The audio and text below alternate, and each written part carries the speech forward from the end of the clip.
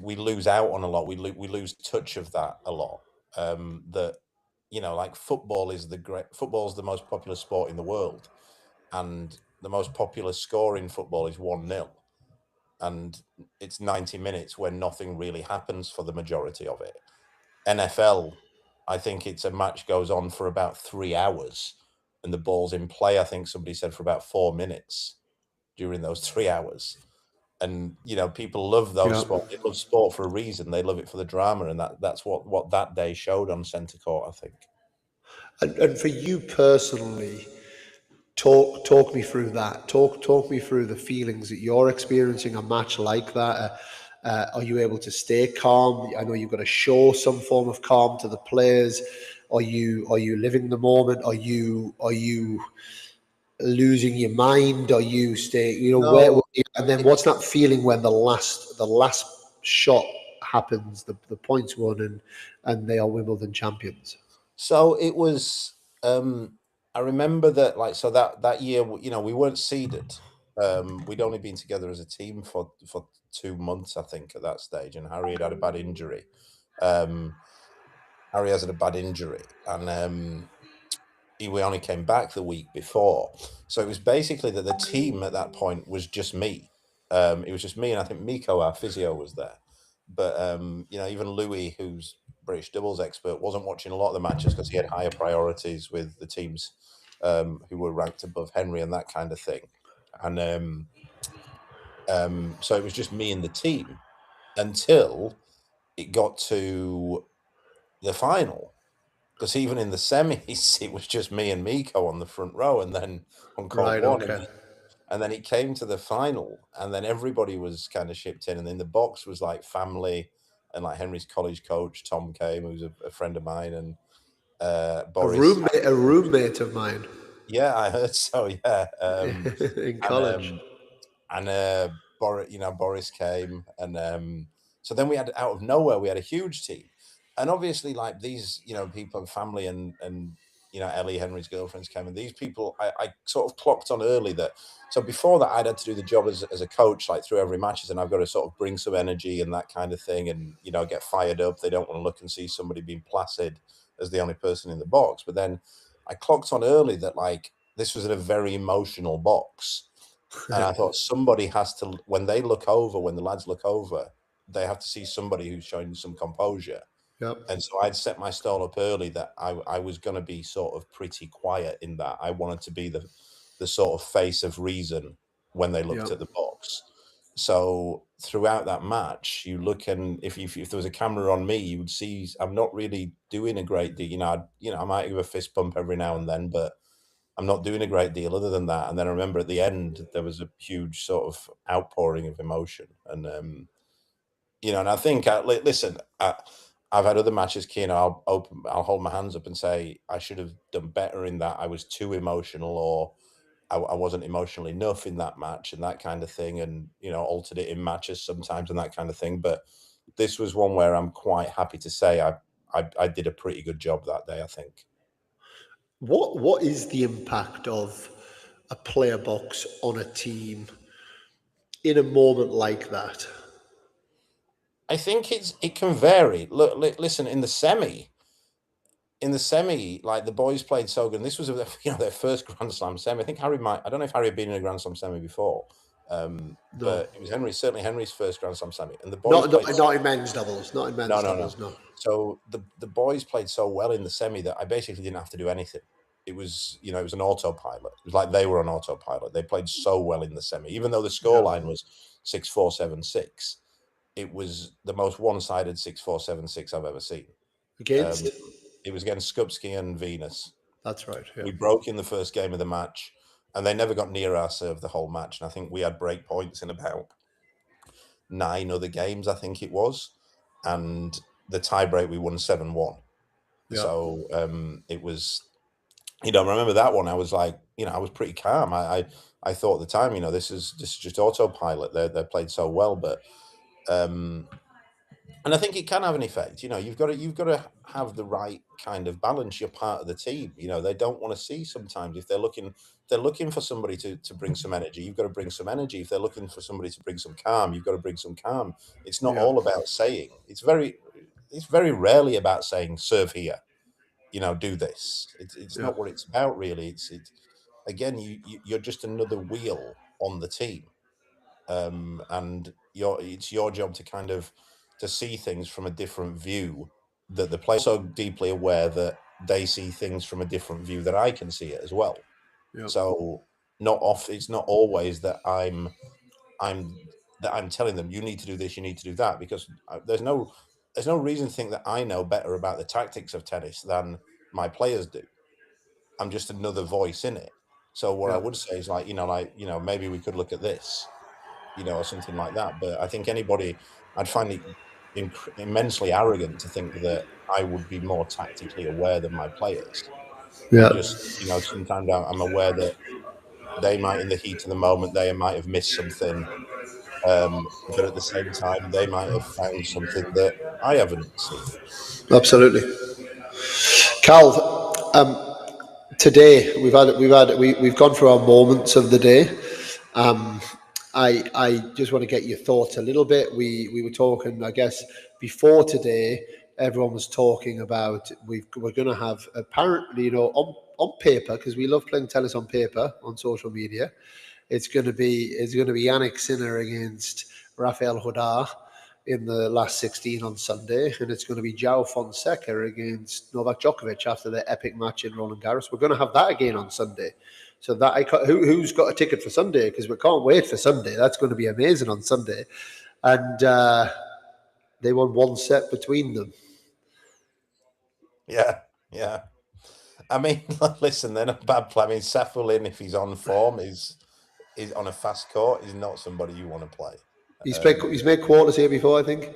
Yeah, yeah, I mean, he's a bit of a ball denier, but he can't outstrike a tennis ball. Um, he needs to get his hair situation sorted out, but he can't outfit a tennis ball. I'll tell you, A ball denier. a ball denier within the ball community, Keno, it's very much frowned upon. You accept it or not? Huh? You You got accept it or you go to Turkey? Well, again, there's a hierarchy. There's there's the bold acceptors, like what we are, where you see it's going and you get rid of it, you get rid of the remaining, and then you've got basically the next level down is what Safulin is, where he just doesn't seem to have noticed yet. He's going with it, and then you've got the people who go to Turkey, or they get wigs, or they get the tattoo, and they're the most frowned upon. We see those as real traitors to the community.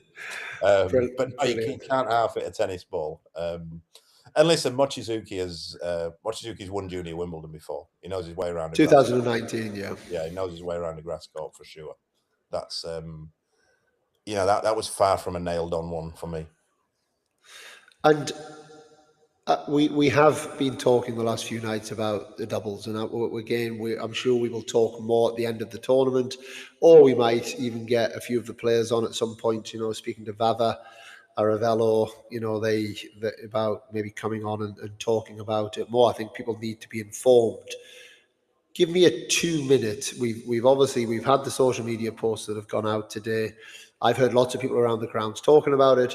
I've had a lot of people saying things like, it's a done deal. It's a done deal. Let's move on. It's a done deal. There's a little bit of, I've said it for a long time, there's this degrading, weird outlook on doubles. Yeah, yeah. It's been coming for a while. Move on. Give me a 2 minute. Give me a 2 minute pitch.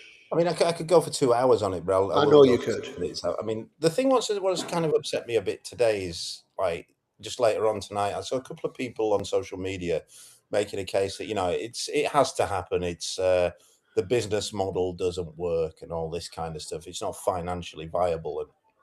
And I commented to somebody, said, wait a minute. For starters, I find this a pretty soulless way to look at sport. That we're going, yeah, we get rid of it because the business model doesn't work. If we purely go on the business model here now, then just look at football in Britain. There's about 6 football teams that are financially sustainable in Britain, and they Yeah. prop up everyone else. And then there's certainly everything outside the Premier League doesn't work, but you keep them because it's sport. But what I find most soulless about it, did anybody ever fall in love with a sport because I tell you what, I like this sport because it's got a great business model? And no, they didn't. And what really wound me up was somebody said like about the ATPs, like it's understandable though from a business point of view, right? The ATP is not a business; it's a governing body. A business, and somebody said, well, you know, they are a company. They're not a company. They're neither a company or a business. They're a governing body. A company is there to make money. A governing body is there to govern the sport and to look at, and not only that, they're there to look at, they're the association of tennis professionals. They're there to look after their tennis players. And that's what I find a bit depressing, that they're not doing that. This is not, it's not a business move because the money, they won't be making any more money. The money is just getting redistributed to people who already have loads of it. And that's what I find the most upsetting. Like, don't listen to, don't let anybody tell you that this is not sustainable as it is at the minute. It's entirely sustainable. If nothing changes, Keano, we would still be here in 10 years.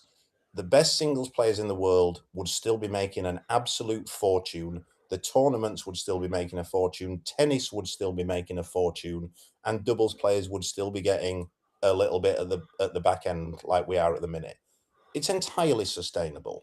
They're selling it like it's not because they want to redistribute that wealth to certain tennis players, certain singles players. But and if we want to talk about a business model, then we get rid of. There's so much you get rid of. If you get anything that's not financially viable, you get rid of. We wouldn't be playing on grass courts if we're talking about finance, something that's financially viable. Those things cost an absolute fortune to keep up for 4 weeks of the year. No 250s would remain. No, very few 500s would remain. There'd be no Yeah. sport played if we looked at it. But what it is, in any sport, the very top of it pays for the rest. And I'll close on this, Keir, when I keep hearing tennis doubles doesn't make any money on its own. It doesn't, it's not financially viable. How do we know? How do we know that then? If it was, what would it look like? Because I tell you what, I watched a doubles match for 3 hours today out there. The stadium was full. I then walked past another couple of doubles matches. They were all full. If anyone wants to go on my Twitter and search my name and put nobody wants to watch doubles next to my name, there's a whole Twitter thread of full stadiums watching doubles. So I want to know, if you want to tell me it's not financially sustainable, what would it look like if it was? How would it look different if it was? What would it be? Would it be full stadiums? We're already getting those. Sure, there's stadiums, there's tournaments where nobody's watching doubles. You know where they are? The same tournaments as no one's watching singles on the outside courts either. Yeah. Amen. Are you ready for the quick fire round? Yeah, let's go. It can be quick. It can be quick. What's your best ever Wimbledon memory as a fan? Best ever Wimbledon memory was, I spoke about it earlier on, 1991, I think it was. Andre Agassi had not played Wimbledon for a Michael good Stick 3 years. winner that year? I think he wore, no, I don't know. No, I think Sampras won it. I think Sampras won 91. it. Not too early for Sampras. Was it? Might be right. Might be right. Calv, But if I've beaten you at this, I need to check this now.